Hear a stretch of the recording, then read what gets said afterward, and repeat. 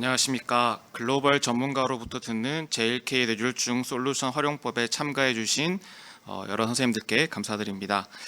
지금부터 JLK 의료 AI 웹 심포지움을 시작하겠습니다. 저는 사회를 맡은 JLK의 최고 책임자 류희선입니다. 오늘 발표 순서를 잠깐 소개를 해드리겠습니다. 첫 번째로는 제가 저희 JK 뇌졸중 AI 솔루션의 최신 연구 그리고 업데이트 관련된 내용을 좀 말씀을 드릴 거고요. 두 번째로는 저희가 일본에서 모신 국립심내혈관센터의 이노우에 마나부 교수님께서 뇌졸중 환자의 퍼퓨전 솔루션 활용법에 대해서 말씀을 해주실 거고, 마지막으로는 고대구로병원 신경과 김치경 교수님께서 신경과 전문의들이 사용하는 JK 솔루션 활용법에 대해서 강의를 해주시도록 하겠습니다. 그럼 제가 먼저 우리 JK 뇌졸중 솔루션의 최신 업데이트 및 연구에 대해서 소개를 해드리도록 하겠습니다.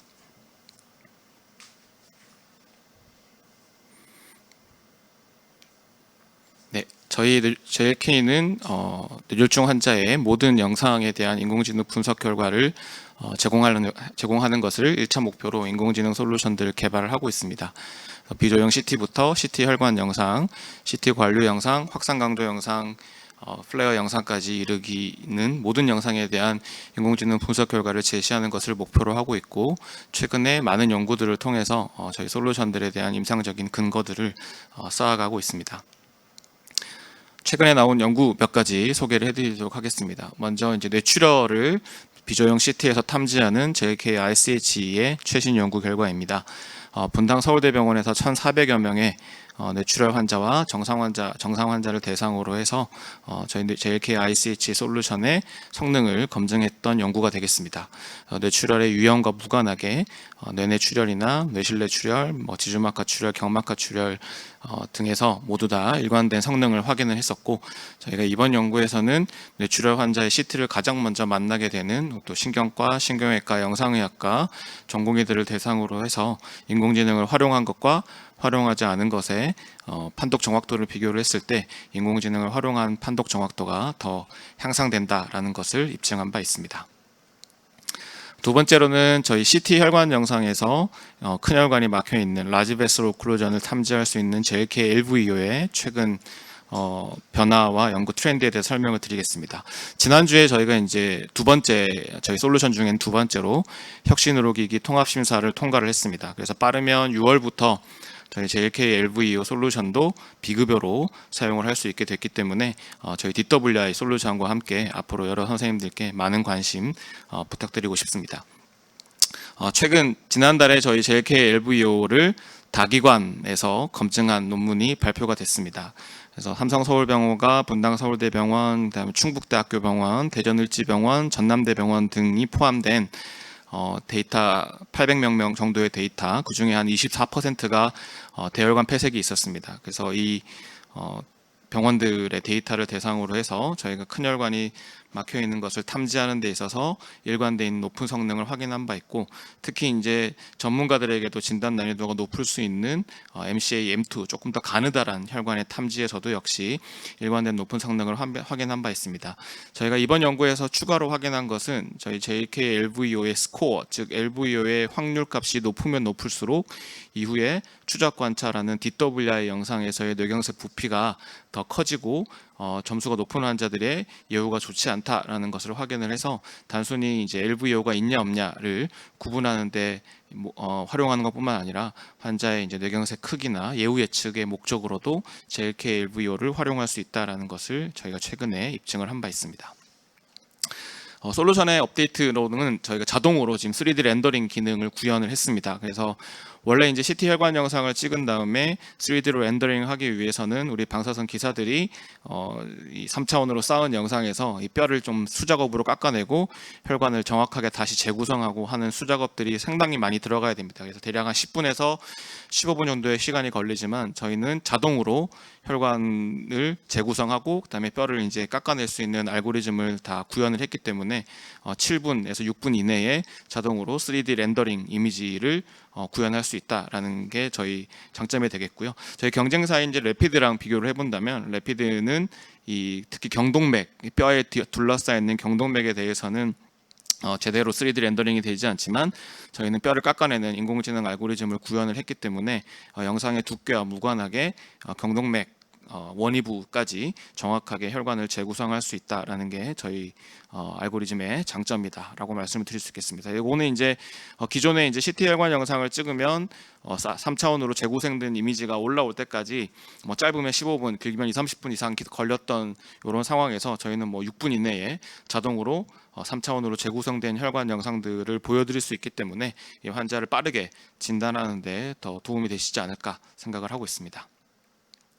다음은 저희 이제 JLK DWI입니다. 이미 이제 비급여로 많은 병원에서 활용을 하고 있습니다. 이제 이 DWI 저희 개발 과정에 담겨 있는 10개 대학병원에서 8,600명의 환자들을 수집을 해서 전문가가 다 손으로 이제 병변을 그림을 그린 다음에 이 인공지능이 학습을 해서 이 뇌경색의 병변의 위치에 따라서 이게 뭐 병변의 크기에 따라서 그다음에 증상 발생 이후에 촬영된 시간에 따라서 어떤 성능을 보이는지를 입증을 해서 최근에 저희가 리포트를 했습니다. 그래서 이 저희 JK DWI의 성능이 외부 데이터로 검증을 했을 때 병변의 위치나 크기나 무관하게 아주 일관성 있는 성능이 있다라는 것도 확인을 했고, 물론 한 1000개에서 2000개 정도의 학습 데이터가 있는 경우에는 인공지능 알고리즘이 어느 정도 성능에 도달할 수 있지만 이 학습 데이터가 늘어나면 늘어날수록 인공지능 모델의 학습 성능이 계속 향상된다라는 것을 입증을 해서 이 많은 데이터로 학습한 저희 회사 솔루션의 또 강점을 한번 확인할 수가 있었던 그런 연구가 되겠습니다.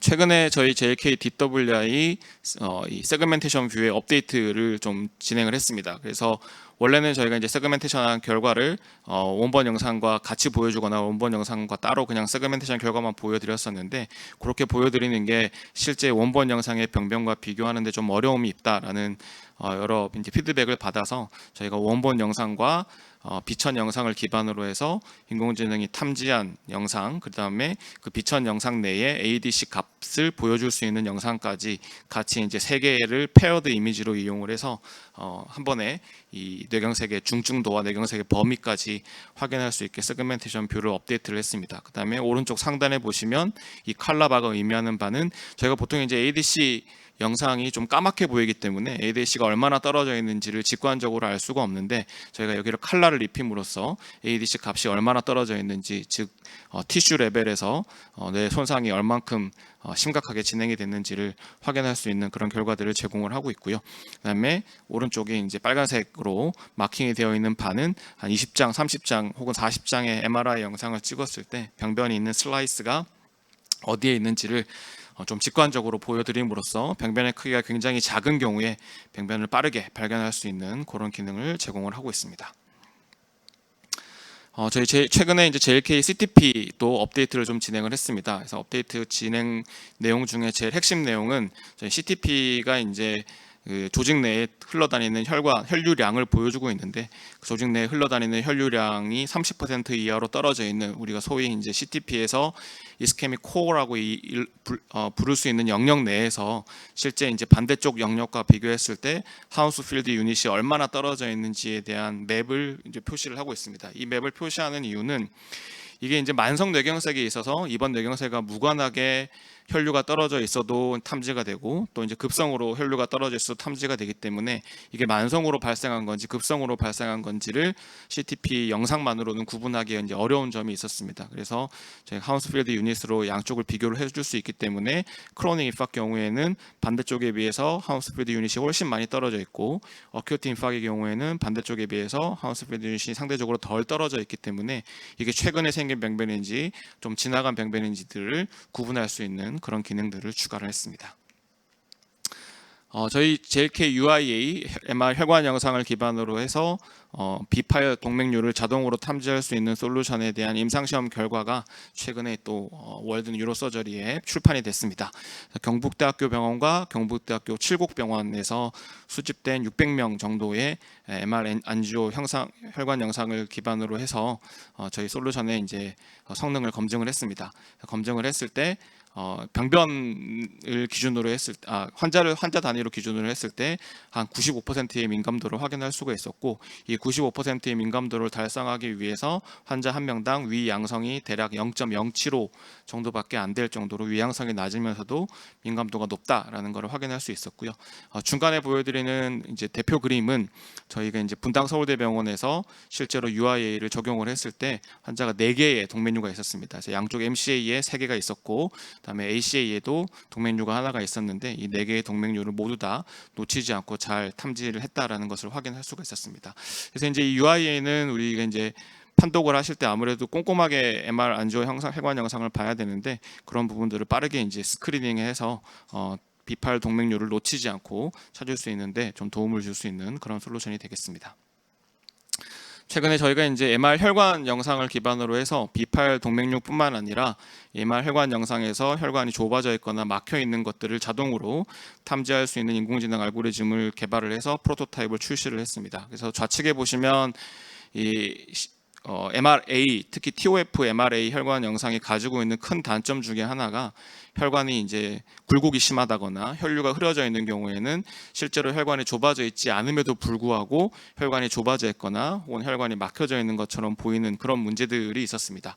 그래서 그런 문제들을 극복하고자 저희가 혈관 TOF MRA 영상에다가 한 땀 한 땀 다 수작업으로 혈관을 세그멘테이션을 한 다음에 자동으로 MR 안지오 TOF 영상에서 혈관을 탐지할 수 있는 솔루션을 개발을 했습니다. 그래서 개발한 이 솔루션들의 강점을 보시면 이제 오른쪽 중간 정도에 콜라테럴 베슬이라고 적혀 있는 탭을 보시면 실제로 이제 TOF 영상에서는 혈관이 그냥 막혀 있기만 한 걸로 보이고 디스탈 플로어가 전혀 보이지 않지만, 실제 이 환자의 이 엔지오그래피, 컨벤셔널 엔지오그래피 영상을 보면 디스탈 플로어가 조금 살아 있는 것을 볼 수가 있습니다. 저희가 혈관을 세그멘테이션해서 가느다란 혈관까지도 다 시각화해서 보여줄 수 있기 때문에 이 컨벤셔널 엔지오그래피에서 보이는 아주 가느다란 혈관까지도 TOF 영상에서 보여줌으로써 좀 더 이 환자의 혈관 상태에 대한 정보들을 직관적으로 좀 제시를 할 수 있다라는 게 강점이 되겠습니다. 그래서 이 혈관을 자동으로 세그멘테이션한 이 모델을 기반으로 해서 오른쪽에 보이시는 것처럼 저희가 TOF 영상에서 혈관이 좁아져 있는 영역들을 자동으로 이제 탐지할 수 있는 그런 모델을 최근에 개발을 해서 조만간 저희가 상품화시켜서 출시할 예정이 있습니다.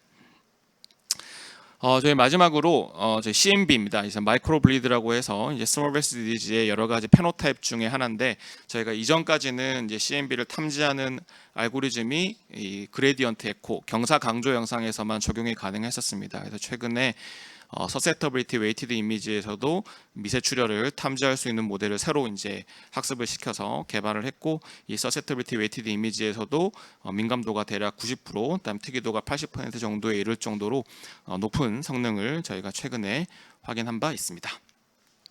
자, 아무래도 저희 솔루션들이 이제 전국에 한 200개 정도 병원에 설치가 돼 있다 보니까 저희가 이제 인공지능 알고리즘들을 업데이트하는 데 있어서 좀 시일이 많이 걸리고 있습니다. 그래서 최대한 빠르게 선생님들 쓰고 계시는 인공지능 알고리즘을 업데이트를 해서 좀 최신의 조금 더 개선된 UI를 가지고 있는 인공지능 알고리즘의 결과물을 보실 수 있도록 빠르게 업데이트를 진행하도록 하겠습니다. 네, 경청해 주셔서 감사합니다. 그럼 두 번째로 그 뇌졸중 환자의 그 퍼퓨전 활용에 대해서 우리 마나부 이노우에 교수님께서 발표를 해주시도록 하겠습니다. 마나부 이노우에 마나부 교수님에 대해서 잠깐 소개를 해드리면, 마나부 이노우에 교수님은 쇼와 대학교를 졸업을 하셨고 스탠포드 메디컬 센터에서 이제 비지팅 스컬러를 하셨습니다. 그래서 레피드가 처음에 개발될 때 개발 멤버로 굉장히 오랫동안 레피드 개발에 함께 하신 분이고, 지금은 이제 국립심뇌혈관센터에서 뇌졸중 분야의 센터장을 맡고 계십니다. 네, 발표 부탁드리겠습니다. Thank you, everyone. This is Manabu Inoue. Thank you, Dr. Ryu, for the introduction. Allow me to speak my presentation in English. Fortunately, I cannot speak Korean for now. So my title is Perfusion Imaging. Why do we need this? So let's start. So here are the contents for today. Perfusion imaging and guidelines. I'll talk a little bit about large cores.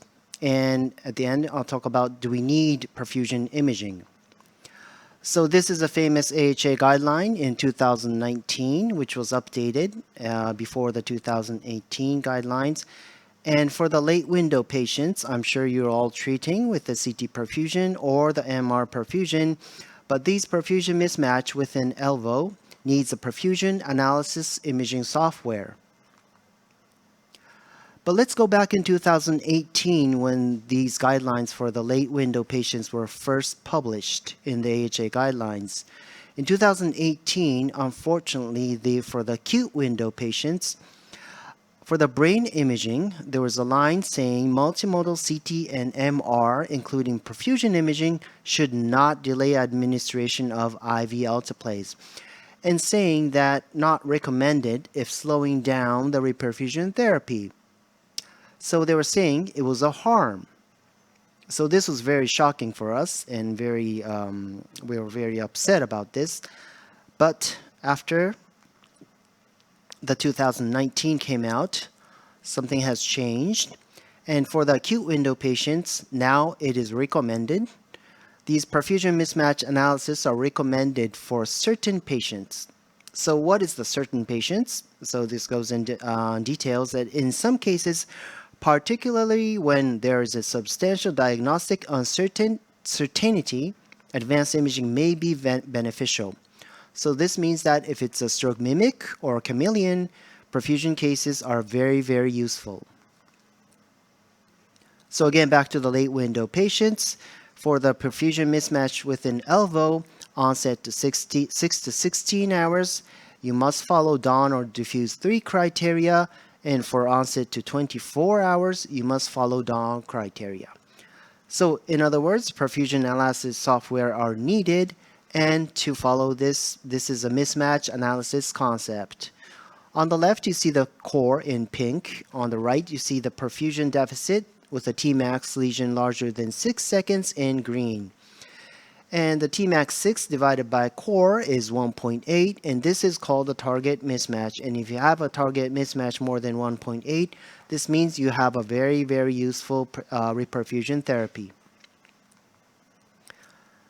So this is a sample of the CBF and a Tmax mismatch. On the left, you see the CBF less than 30% as a core volume. For this patient, it's 103.2 milliliters. And on the right, you see the penumbral volume, which is a Tmax 6 larger than 6 seconds with 173.9 milliliters. In the very middle, you see the mismatch ratio saying 1.7, and the mismatch volume difference is 70.7. So in this case, this is a nice target mismatch. And I'd like to talk a little bit about the Japanese situation we have for the late window patients and the perfusion imaging. So we also have a guideline for mechanical thrombectomy in Japan, but since we do not have a perfusion analysis software so often, we sort of use the Dawn and the Diffuse 3 criteria together, and we mix it up. And in this, we say that MT up to 24 hours with core estimation and NIHSS or perfusion mismatch, it is doable to take patients to the thrombectomy within 24 hours. So we needed a domestic evidence, but it was too late for START and RCT, so we planned a retrospective study, which was published in JAHA. So we looked in the efficacy of MT at within 6 hours or 6 to 24 hours, which means the late patients, with a perfusion mismatch in anterior elbow.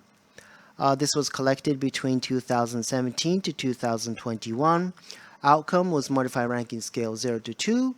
0 to 1 is an excellent at 90 days, and symptomatic ICH and 90-day mortality. We also looked in the infarct growth velocity, but this time I will skip about this topic. And this is the outcome, modified Rankin Scale at 6 to 24 hours versus within 6 hours at 90 days. And we had no significant difference between these two groups for the late onset and the early onset, which is shown in orange. Late onset is shown in blue. And also for the modified Rankin Scale 0 to 2 and also in 0 to 1. So this means that with a non-significant, this means that 6 to 24 hours or within 6 hours had no difference in the outcome. So from this paper, we had this evidence established in the late window patients with an ELVO with a perfusion mismatch in the Japanese population. So this was right in the guideline. Sorry. So I'd like to move on to the next topic about the volumetric core calculation. So I want you to guess how large this infarct core is. I'm sure most of you are not suitable for calculating the core volumes in just from the DWI image, but for this is about 60 cc's. So this case, this is almost half the brain. This is 455 cc's. So many softwares can calculate these volumes, but again, with the JLK DWI, this one was 7.4. And this one is very large. It looks like 125.761 mLs. So why do we need these volumetric cores? Because we need this to estimate how the function of the volume are estimating the brain tissue damage, and these can be calculated within 30 seconds by these softwares. So about large cores.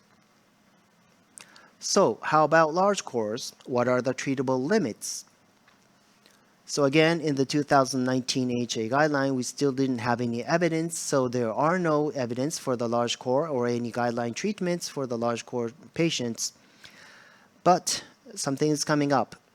So this is a malignant core concept that we started in 2006, and I have published a paper from 2012.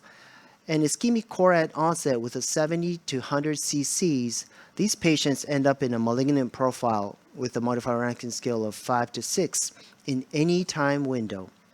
So most of the trials, as you all might know, set the upper limit to 70 cc's. But again, this was the time when the TPA was the only perfusion therapy, so we need time to break the limit here. So as you all may know, there's a lot of trials that challenged large cores, such as SELECT-2, Angel Aspects, Tesla, Tension, LASTE, and Rescue Japan Limit. We targeted low aspects less than 5 or core volume larger than 50 cc's. So the Rescue Japan Limit was the first RCT to show the efficacy of AVT to large cores.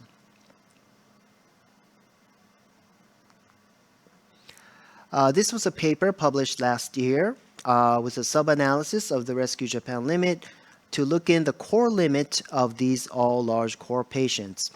So the method was core volume accessible patient from the Rescue Limit dataset with 100% DWI, and outcome was core volume that can identify modified Rankin scale 0 to 3 based on predictive marginal probabilities. So some of you might have seen these figures with the results. On the x-axis, you see the core volume. On the y-axis, you see the patient reaching a Rankin scale of 0 to 3 at 90 days. And you see an overlay seen around 128 cc for achieving modified Rankin scale 0 to 3. So from this, you can say, the orange is the EVT group and the blue is the medical management group. And from this, you can say that 130 cc is a treatable volume. So as I talked before, 70 to 100 is the Stone Age definition. We can now go up to 130 cc safely. And on the other end, you see an overlay seen around 250 cc for Rankin modified Rankin 0 to 3. This means that if you are over 250, you have no benefit of the EVT. So we can consider that 250 cc is a non-treatable limit for the mechanical thrombectomy. So from this paper, we consider that after then, 101 to 130 cc is now a green light, and we still have a clinical question about 130 to 250 because we still don't have many numbers for these large core populations. So this will be our next clinical questions.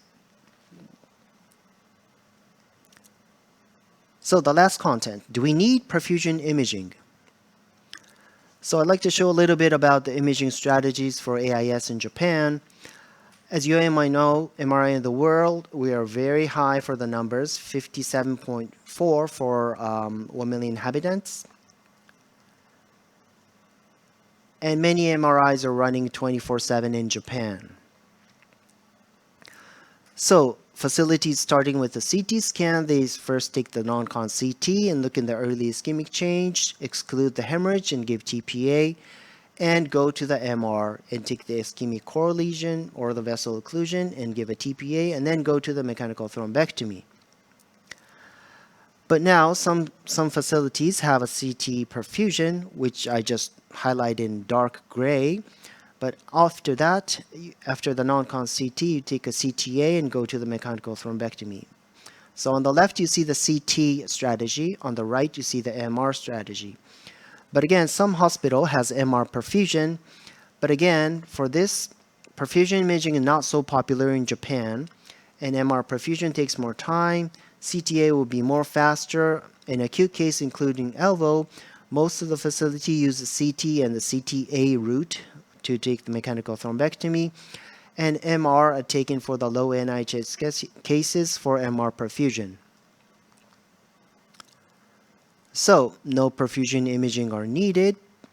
This is a clear study, which is a multi-center cohort with no significant difference in the clinical outcomes of the patients selected with a non-contrast CT compared with CT or MRI. This was very, very interesting, but saying no to the perfusion imaging. But again, another paper came out in stroke in 2022 with the UK National Stroke Registry with the EVT selected with or without perfusion imaging, early or late time windows between October 2015 to March 2020, and the outcome was ordinal shift in modified Rankin scale. So from the result, total of 4,249 patients, 3,203 in the early window, 1,046 in the late window. And you take a look at the figures on the right side, the early window, the perfusion imaging patient had improved the functional outcome with the odds ratio of 1.51. In the late window population, also perfusion imaging had improved functional outcome with odds ratio of 1.45, very similar to the early window. So from this, you can say that the early window and the late window did not have any difference for achieving the functional outcome with the improvement by using the perfusion imaging. So from this paper, we can say that perfusion imaging are useful in any time window. So I'd like to talk a little bit about the international collaboration done in Japanese sites with JLK. First, I'd like to highlight the Nippon Medical School with the Stroke Center. They are using the whole database for their university stroke database to achieve any performance that can be done by the JLK solutions, starting with the stroke and also these old infarctions and also these cerebral microbleed as well. And also my hospital, National Cerebral and Cardiovascular Center, we also using the national database. We are looking to the acute cases as well, and also for the chronic cases, maybe with the chronic stenosis that we East Asian often have in this stenosis with the ICAD populations. So this is a take-home message. Evidence for large core trials are now published. A core volume of at least 130 cc indicates a high chance of a positive outcome with a mechanical thrombectomy. Perfusion imaging enables maximally safe and effective reperfusion therapy, including mechanical thrombectomy. Thank you for your attention. Thank you for your great lecture. And 여기 세션에서 나온 질문과 사전 질문은 우리 김치경 교수님 강의까지 다 끝나고 한꺼번에 제가 답을 드리도록 하겠습니다. 마지막으로 김치경 교수님 강의를 청해서 한번 들어보도록 하겠습니다. 김치경 교수님은 서울대학교를 졸업을 하셨고 같은 대학에서 석사 박사 학위를 받으셨습니다. 그래서 지금은 고려대학교 구로병원 연구부원장 및 기회실장보 그리고 신경과 교수를 역임하고 계십니다. 김치경 교수님 부탁드리겠습니다. 예, 소개 감사드립니다. 오늘 제가 드릴 말씀은 신경과 전문의로서 JLK 솔루션 이용하는 것에 대해서 제 아이디어를 좀 말씀드리도록 하겠습니다.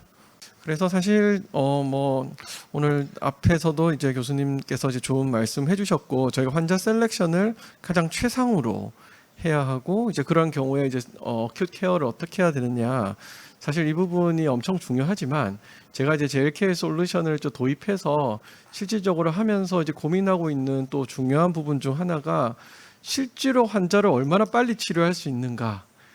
사실 최근 이제 코로나 그리고 또 의정 사태 등 때문에 사실은 우리의 노력이 자꾸 이제 빛바래는 그런 느낌이 좀 들고 있거든요. 어쨌든 저희는 굉장히 노력을 하고 있는데 외부 여건에서 어쩔 수 없는 환경 때문에 쉽지 않은 그런 상황이 있는데 저는 주로 이제 서울 서남부에서 일을 하고 있는데 서울 서남부에 저희도 최근에 이제 인적 네트워크 사업을 특히 허혈성 뇌졸중은 고대 구로병원이 저희가 이제 PI 센터가 돼서 일을 진행하고 있는데 중증 환자 비율은 높지만 시술의 비용이 상당히 좀 적다. 저희가 이제 이렇게 생각을 해서 사실 저희가 인적 네트워크가 꼭 필요한 그런 지역이다라는 것을 이제 어필을 했었는데 어쩔 수 없습니다. 저희 서울 서남부의 상황은 그나마 지역보다는 낫다 이렇게 말씀하시는 분들도 분명히 있을 거거든요. 저희가 어떤 연유로든 가지 이 치료를 할 수 있는 의사가 적은 건지 아니면 시스템이 효율적이지 않던지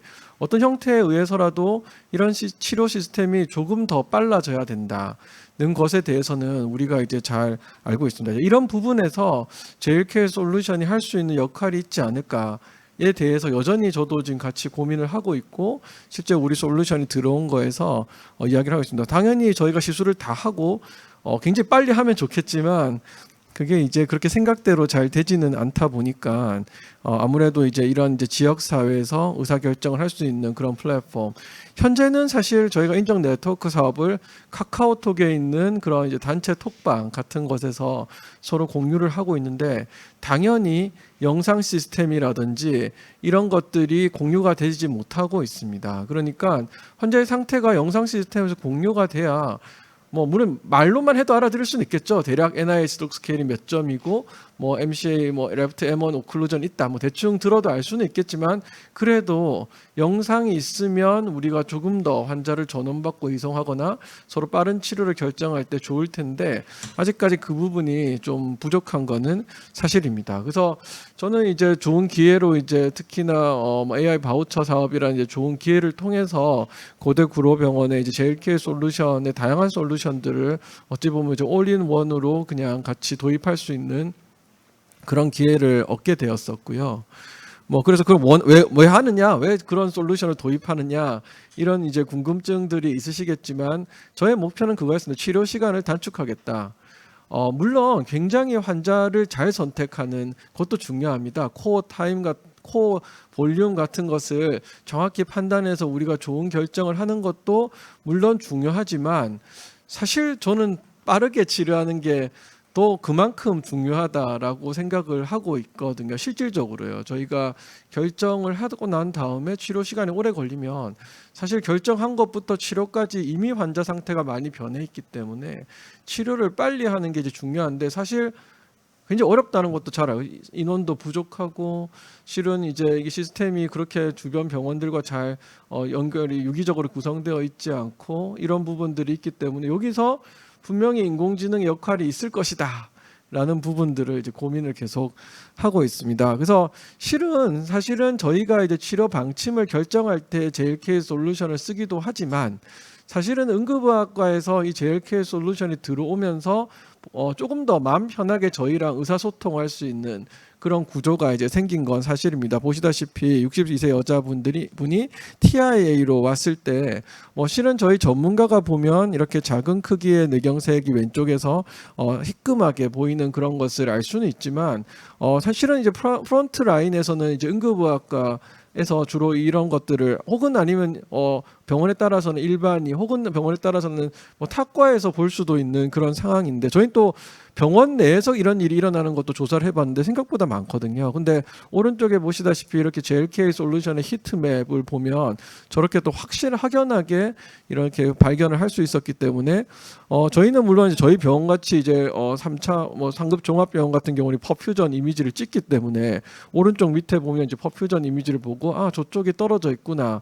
이게 트랜지언트 이스케미아 어택이지만 저렇게 떨어져 있구나라고 생각을 할 수는 있겠지만 사실 저걸 놓칠 수도 있는 그런 위험이 있기 때문에 그런 측면에서 저희가 응급의학과에 조금 더 편하게 이런 환자분들을 이송 받으실 때 저희는 부담 가지지 말고 다 받겠다.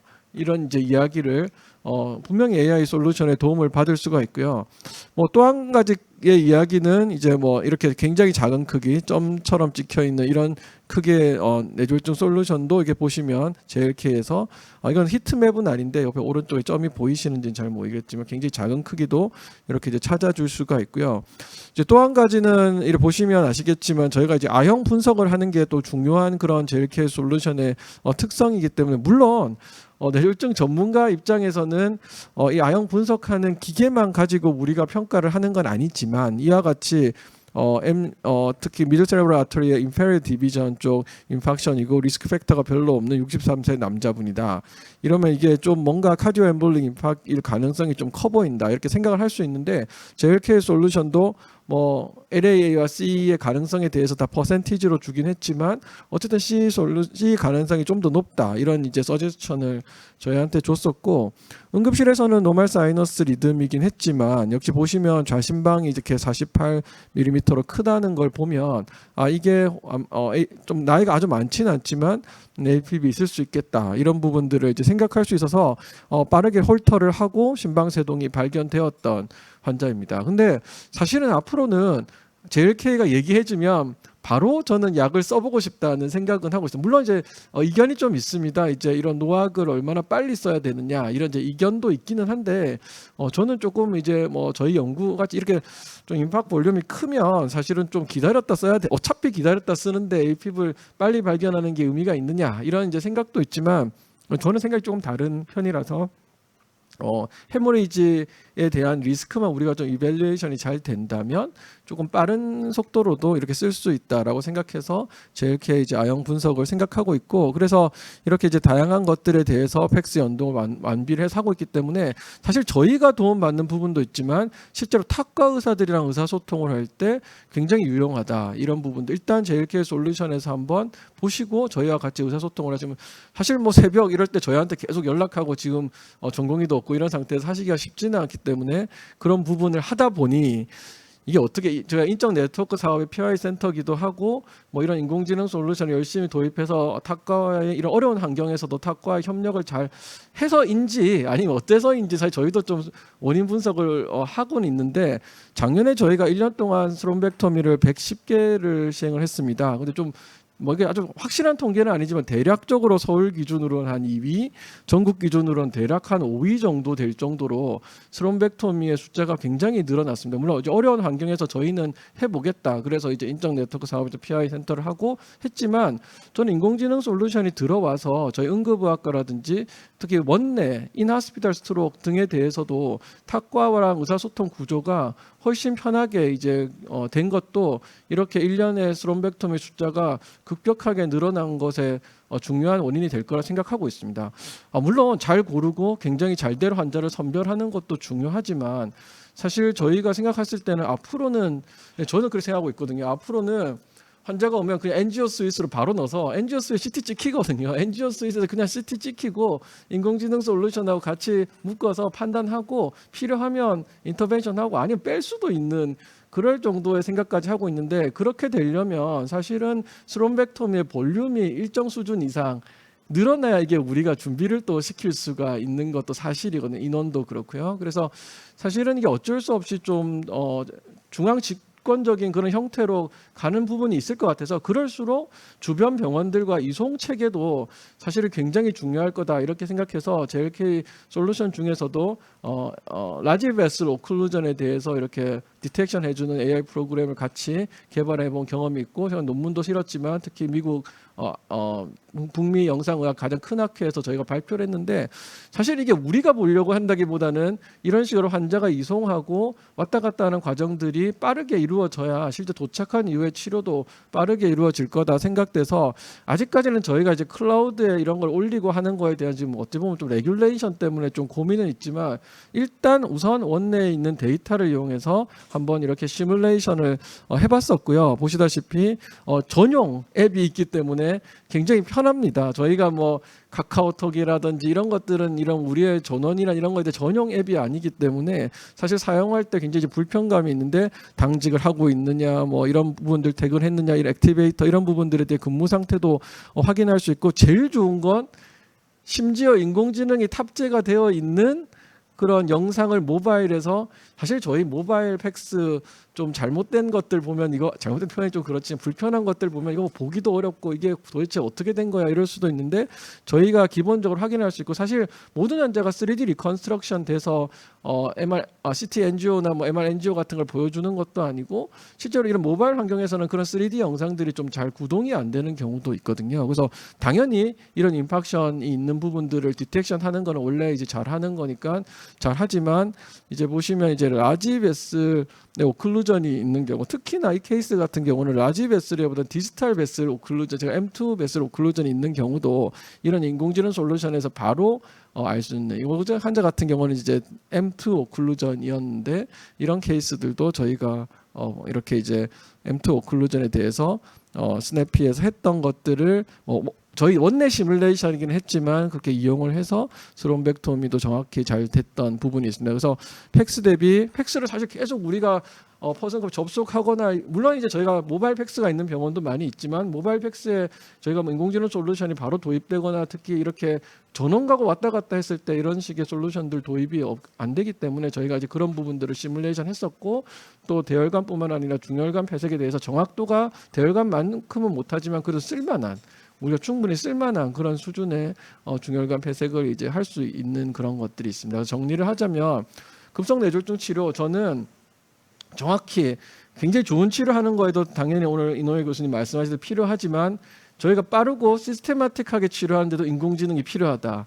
이 말씀을 사실 드리고 싶고 타 병원과 연계한다든지 타과와 연계하는 과정에서 인공지능의 역할이 더욱 중요해지고 있다. 이렇게 생각을 하고 있고 뭐 애매한 작은 크기, 아형 분석 이런 것도 물론 저희 평가할 때도 중요하고 특히 애매한 작은 크기에 대한 자신감이 있어야지 저희 일반이라든지 응급의학과에서 놓치지 않는다. 환자를 전원 보내거나 아니면 리퍼를 하거나 뭐 연락을 할 때 굉장히 편하게 할 수가 있고 그래서 저희가 아마 급성기 치료를 이런 코로나 의정 사태에 불구하고 조금 선도적으로 수행하고 있다고 생각을 하고 있고요.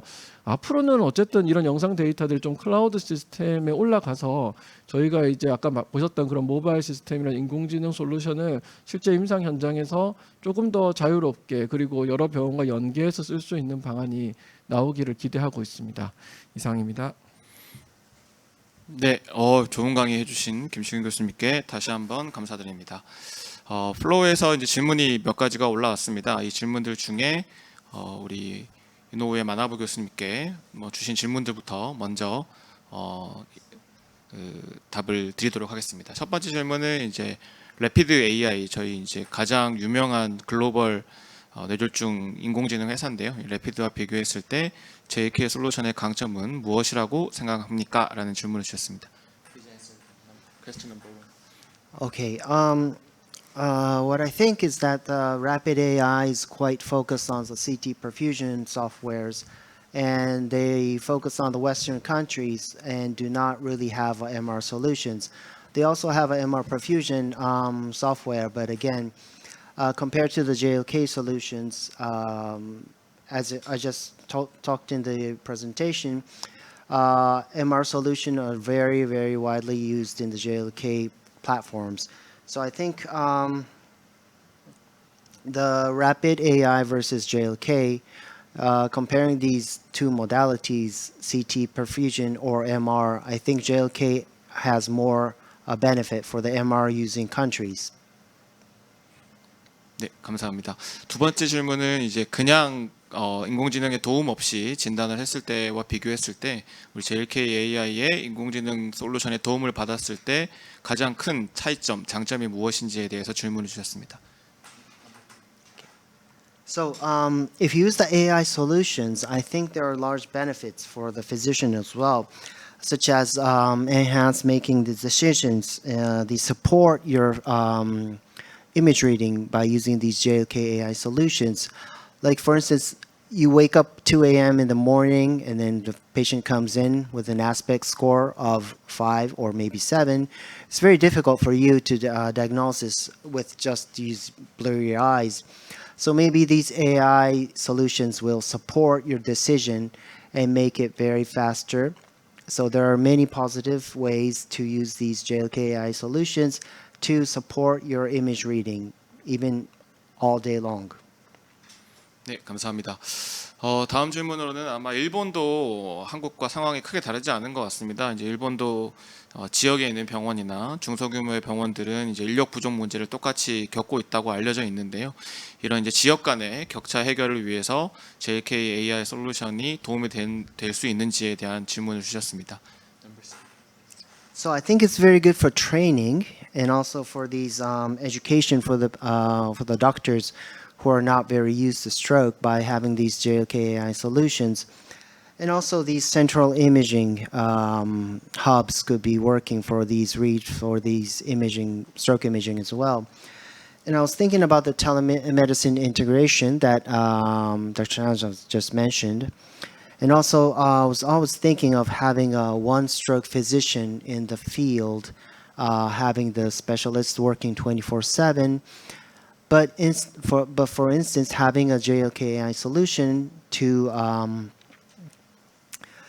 in case of having those physicians, you have a JLK solution that might be a ER doctor who can read stroke, but maybe doesn't have a education for taking the NHSS.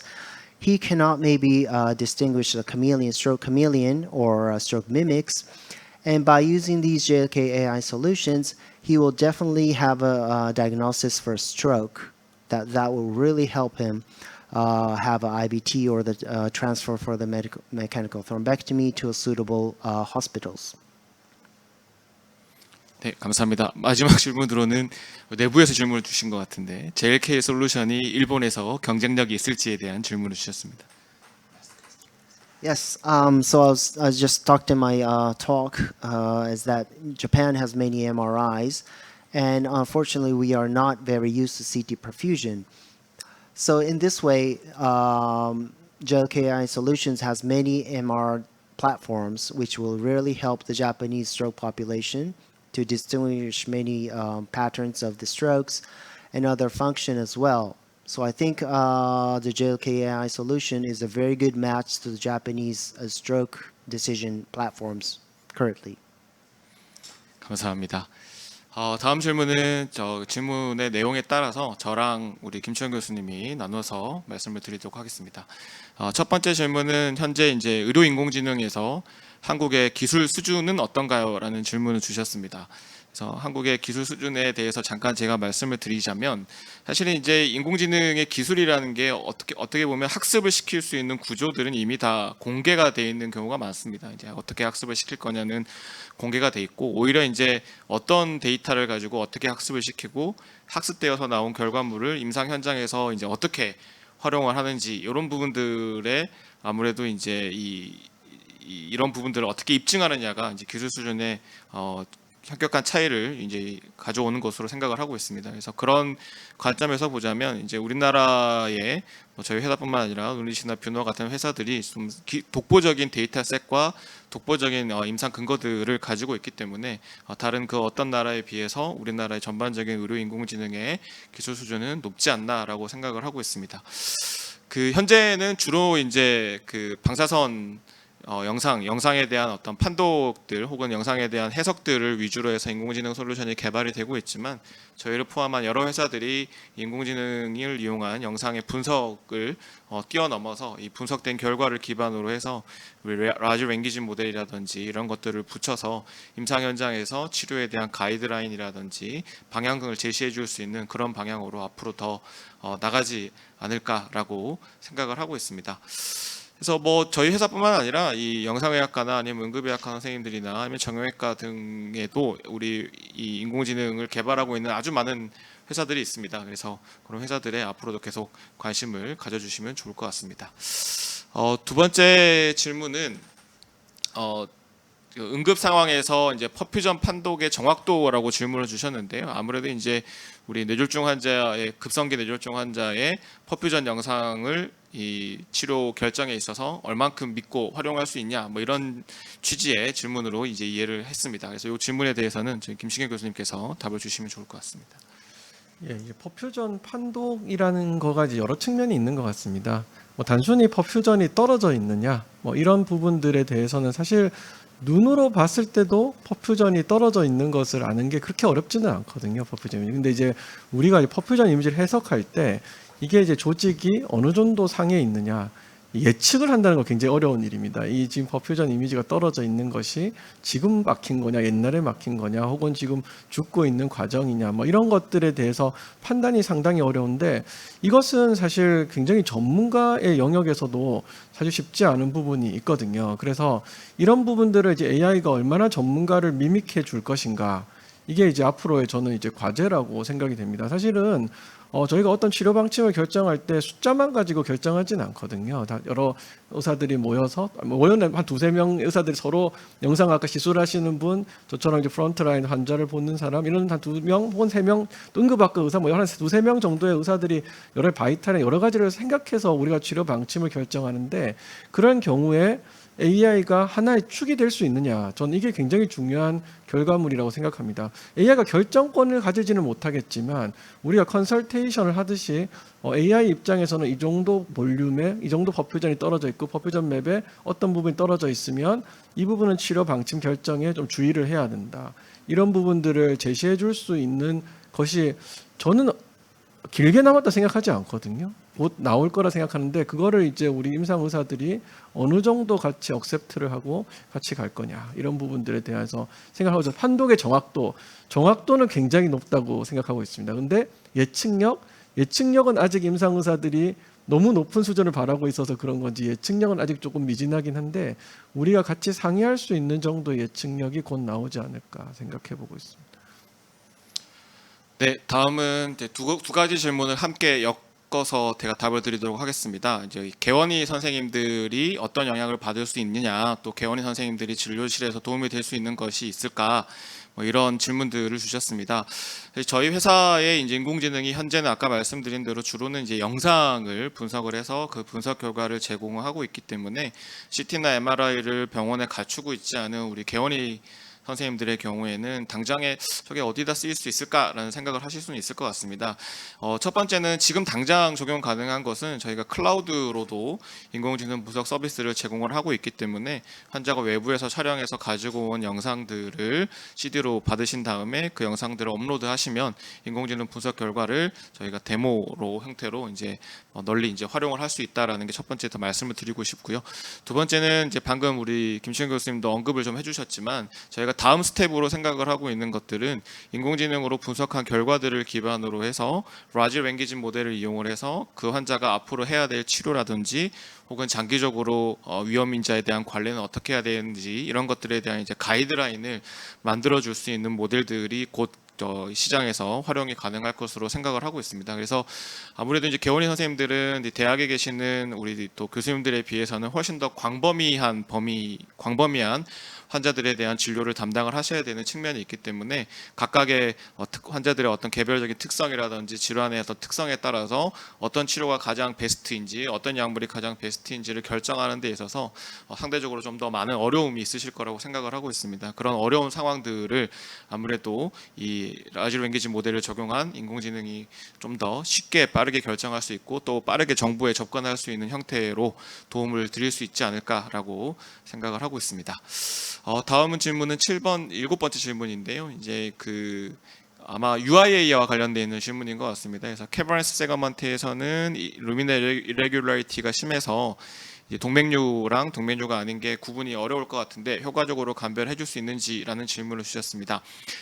첫 번째는 저희 UIA 알고리즘은 학습을 시킬 때 2mm 이상의 애뉴리즘만을 학습을 시켰고 실제로도 2mm 이상의 애뉴리즘만을 디텍션할 수 있습니다. 이게 무슨 의미가 있냐라고 생각을 하시겠지만 실제로 그 동맥류의 크기가 2mm를 넘지 않는 경우에는 이게 동맥류인지 아니면 혈관의 프로트루전인지 사실은 MR 혈관 영상만으로는 감별이 불가능한 경우가 많습니다. 그래서 저희는 2mm 이상의 임상적으로 좀 의미가 있는 애뉴리즘만을 찾아준다라는 걸 먼저 말씀을 드리고 싶고요. 두 번째로는 상대적으로 이제 특히나 디스탈 ICA 캐버너스 포션에 동맥류가 있는 환자들이 워낙 많기 때문에 저희가 인공지능 학습을 할 때도 상대적으로 디스탈 IC에 있는 환자들이 훨씬 더 많이 학습에 포함이 되어 있었습니다. 그래서 상대적으로 다른 위치에 있는 동맥류에 비해서는 이 ICA 디스탈에 있는 동맥류가 훨씬 더 성능이 좋기 때문에 아마 사용을 해보시면 이 캐버너스나 페트러스 포션에 있는 이제 UIA의 경우에는 인공지능이 이런 것도 찾을 수 있구나라는 경험을 상대적으로 많이 하시지 않을까라는 생각이 듭니다. 이제 다음 질문으로는 신생아나 소아에서도 활용이 가능한지에 대한 질문을 주셨습니다. 네. 아직까지는 어렵습니다. 아직까지는 어렵습니다. 왜냐하면 저희가 뭐 사실 신생아나 어린이들의 뇌경색이나 출혈 같은 것들이 성인의 뇌경색과 출혈과 비교했을 때 영상의학적으로 봤을 때는 뭐 모양이라든지 이런 게 크게는 다르진 않을 수는 있습니다. 영상도 사실은 어느 정도 이제 두세 세 살 넘어가기 시작하면 영상도 거의 비슷해 보이긴 하지만 특히나 이제 출혈의 경우에는 아직 어린애들은 이제 뼈의 두께가 얇고 이렇기 때문에 인공지능 모델이 거기서도 완벽하게 작동할 수 있을지에 대한 충분한 검증은 되어 있지 않은 상황이기 때문에 소아에서의 활용은 아직까지는 좀 더 저희가 성능 검증에 대한 부분들이 필요하지 않을까라는 생각은 하고 있고 저희가 지금은 이제 성인에서 일어나고 있는 뇌졸중에만 집중을 하고 있지만 이런 부분들에서 어느 정도 저희가 경험을 쌓고 나면 소아 영역까지도 분명히 확장을 할 거기 때문에 고기를 조금만 더 기다려 주시면 좋을 것 같습니다. 다음 질문으로는 디퓨전 MRI도 향후 판독이 가능할까라고 질문을 주셨는데요. 판독이 지금은 당분간은 어려울 거라고 생각을 하고 있습니다. 이제 판독이라는 게 저는 단순히 영상만을 보고 영상에서 이상 소견을 찾는 것이 판독이라고 생각하지는 않습니다. 그 환자의 임상적인 증상, 그다음에 과거의 영상들, 그리고 MRI랑 같이 찍는 동반되어 있는 다른 영상들을 보고 종합적으로 판단을 하는 것이 판독이라고 저는 생각을 합니다. 똑같은 디퓨전 MRI나 CT 영상이라고 하더라도 그 이전에 촬영했던 영상이 어떤지, 환자가 어떤 증상으로 병원을 와서 촬영을 했는지에 따라서 판독이 달라질 수 있기 때문에 현재 인공지능 저희 JLK DWI 알고리즘은 DWI만 보고 거기서 고신호 강도로 보이는 영역들을 찾아줘서 놓치시면 안 되는, 보실 때 환자를 진료하실 때 이 영역만은 꼭 한 번 더 확인하셔야 되는 영역들을 스크리닝해서 보여주는 게 기본적인 목적이지 판독은 현재는 목적은 아닙니다. 이게 판독이 되기 위해서는 디퓨전 MRI를 찍었을 때 우리가 이상 소견을 보일 수 있는 것들이 뇌경색만 있는 게 아니라 뭐 뇌출혈의 주변에 있는 뭐 이제 그 부종이라든지 혹은 뭐 종양이라든지 뭐 이런 부분들이 다 디퓨전 이미지에서 고신호 강도로 보이기 때문에 저희는 그런 고신호 강도 병변을 찾아주는 게 현재 목적이지 여기서 판독을 하는 게 목적은 아닙니다. 근데 장기적으로 봤을 때는 판독을 하실 수 있도록 저희가 지금 현재는 이제 DWI 모델에서 병변만 디텍션을 하고 있지만 조만간 디텍션한 병변을 아까 말씀드렸던 LLM을 기반으로 해서 병변의 위치 같은 판독문을 기본 판독문을 쭉 작성을 해서 카피 앤 페이스트 할 수 있도록 기능을 곧 제공할 수 있지 않을까라고 기대를 하고 있습니다. 마지막 질문입니다. 이제 미래 의료 환경이 어떻게 변할지 두렵다라고 말씀을 주셨는데요. 저는 아주 오랜 기간 동안에는 의사가 해야 될 역할과 할 수 있는 역할이 얼마든지 저는 있을 거라고 생각을 하고 있습니다. 그래서 이렇게 급변하는 의료 환경 내에서 의사의 역할이 어떻게 될지에 대해서 김충인 교수님께 마지막 코멘트 한번 들어보고 마무리하도록 하겠습니다.